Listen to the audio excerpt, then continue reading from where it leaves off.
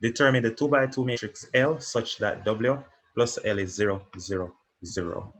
Determine the matrix L. So what we do know is that W plus L is supposed to be 0, 0, 0. So this is W.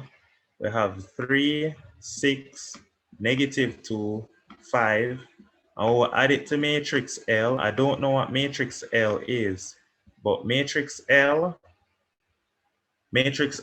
we can call it A, B, C, D, right? When we add it, we're supposed to get 0, 0, 0. All right? So by observation, the only way this can be 0, the only way it can be 0, this can be 0 is if, look at this, 3 plus A to be 0, then A would have to be negative 3. Because what you're telling me is, I can't bother with this. It's kind of freezing a bit. Poor connectivity, my apologies. So what we're saying then is that A plus 3 is 0. That would mean that A is minus 3 right here. So we're saying that 6 plus B equals 0. And so that means B would be minus 6. We're saying that minus 2 plus C is equal to 0. So C would be 2. And then we're saying that 5 plus D is 0. And so we're saying that D equal to negative 5. All right, nice. And so what this leads to then is that what we're virtually saying is that the matrix L, so now we can give them the answer L is equal to A, B, C, D, where A is negative 3, B is negative 6, C is 2, and D is negative 5. That's it. Very, very easy, soft. All right, nice. Now the next question says, find the 2 by 2 matrix such that W times P give a 1, 0, 0, 1. Find the 2 by 2 matrix such that W times P give us the identity matrix. Now look at this. If W times P give you the identity matrix, W times P give you the identity matrix, this is the identity, then what that is virtually saying is that P is equal to W inverse. The only way you get identity when you multiply two matrices is if you're multiplying a matrix times its inverse. So P is W inverse. So to find W inverse now, remember that W inverse, which is matrix P, is going to be 1 over the determinant of W multiplied by the adjoint. Multiplied by the adjoint of W. So 1 over the determinant. To find the determinant, remember it's product of the leading diagonal. 3 times 5 is 15, minus the product of the non-leading. Negative 2 times 6, that's negative 12. And all of this is multiplied by the adjoint. And the adjoint of W is you interchange in leading diagonals. You put the 5 where the 3 is and the 3 where the 5 is. Then you negate the non-leading. So you put a negative 6 here. And then you put a 2 right there. And so that is going to be the matrix P. So P is going to be equal to 1 over this 15 minus negative 12 is 1 over 27. So that is 1 over 27 multiplied by the matrix 5, negative 6, 2, 3. If you want, you can expand in the 1 over 27, but I like to leave it like this.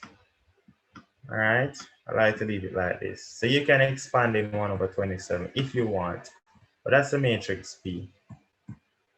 Now, the next question says, the right-angled triangle M has vertices X, Y, and Z. When M is transformed by the matrix N, the images is M prime. Find the coordinates of M prime. So to find the coordinates of M prime, All we have to do is multiply n times m to get m prime. That's going to give us m prime. Multiply n times m, that will give us m prime. So n, the transformation given is 0, 1, 1, 0. What kind of transformation is this? It's like a 90-degree clockwise rotation. So let's see.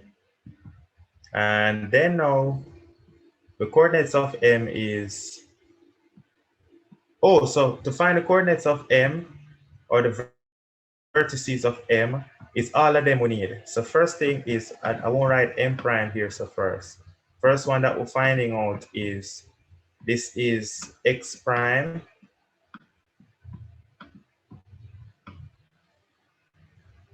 This is x prime. So it's n times x. X is 1, 1. So we'll stay so, row by column. 0 times 1 is 0, 1 times 1 is 1.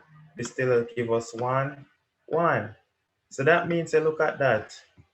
X prime is still 1, 1. So you can put that down somewhere here, so that x prime is still 1, 1. Okay, x prime is still 1, 1. Go find the next one now, which is y prime. So y prime now is going to be the matrix n times y. So it's going to be 0, 1, 1, 0, multiplied by y, which is 3, 1. We'll multiply row by column. 0 times 3 is 0. 1 times 1 is 1. So that gives me 1. And row by column, that gives me 3. So all I did was interchange the x and the y, really. So y prime work out to be 1, 3. Something interesting is happening. I noticed that I just interchange x and y. So by observation, I can tell that z prime is 4, 3. Let's say you don't believe me, you want to work it out. Z prime is going to be 0, 1, 1, 0, multiplied by z, which is 3, 4. So then we'll go row by column. Row by column, 0 times 3 is 0, 1 times 4, 4. Then we'll go row by column, 1 times 3, 3. See, they tell us the z prime of it 4, 3. So these are the coordinates then now. 1, 1, 1, 3, and 4, 3. Now, I don't like when you give the answer all over the place, so we like to be very organized here. So what we're going to do is, we're going to put it this way. X prime is going to be equal to 1, 1. All right. Y prime is going to be equal to 1, 3. Z prime is going to be equal to 4, 3. And that's it.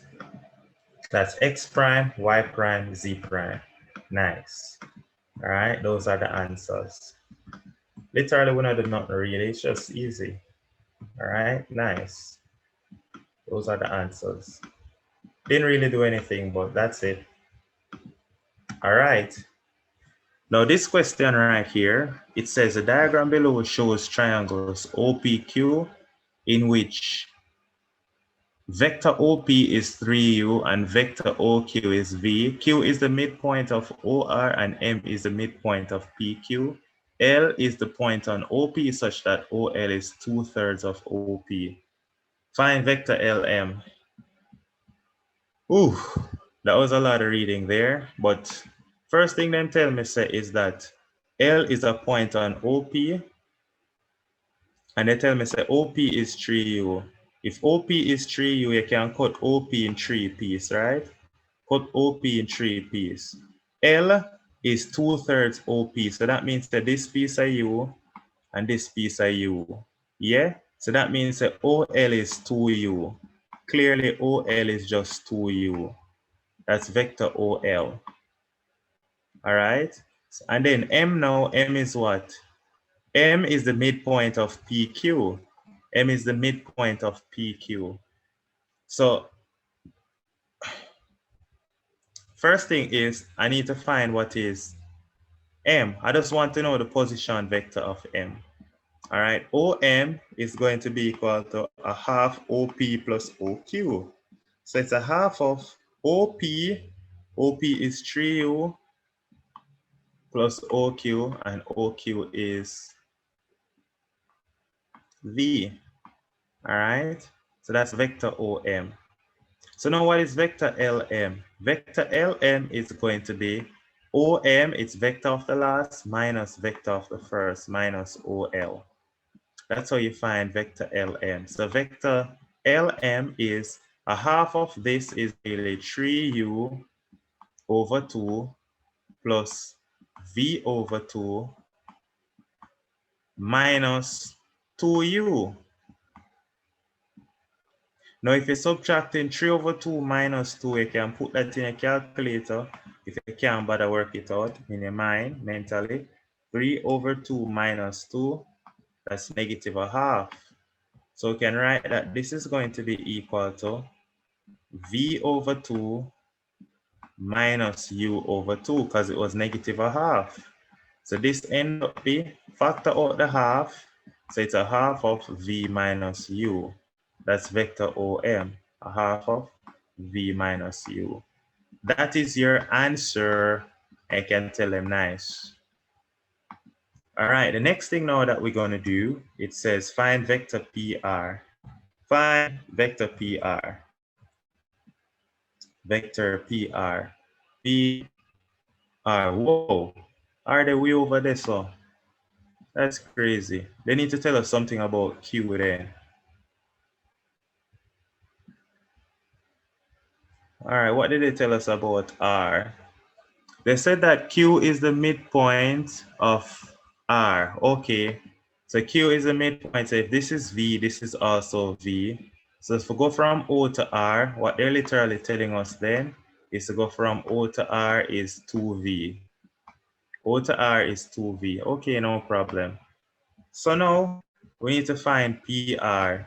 PR is equal to OR minus OP. That's PR, vector of the last minus vector of the first, OR minus OP. What is vector OR? We just said it. Vector OR is 2V, vector OP is 3U.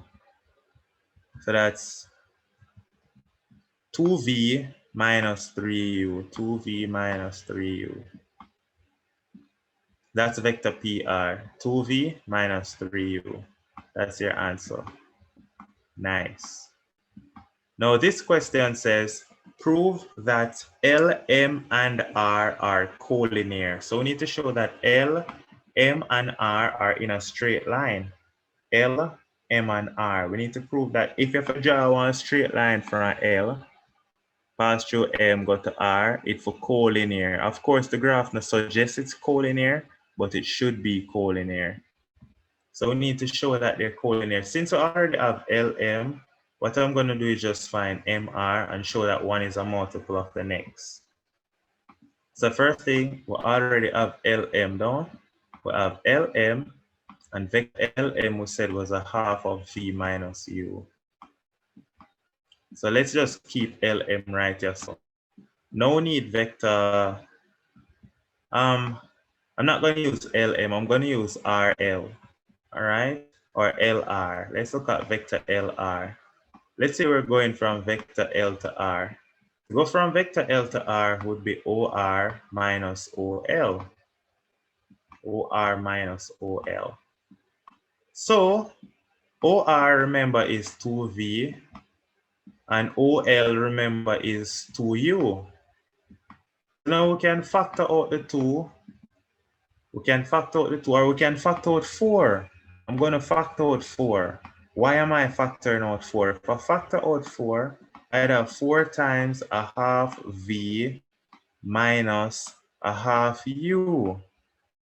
Man, if I factor out 4, this is how I get half V minus half U. But half V minus half U is what? LM. Vector LR is 4 times vector LM. So since vector LR is 4 times vector LM, then they are parallel. So we can tell them vector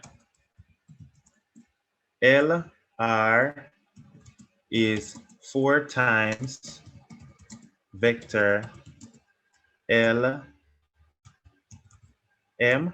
hence they are parallel.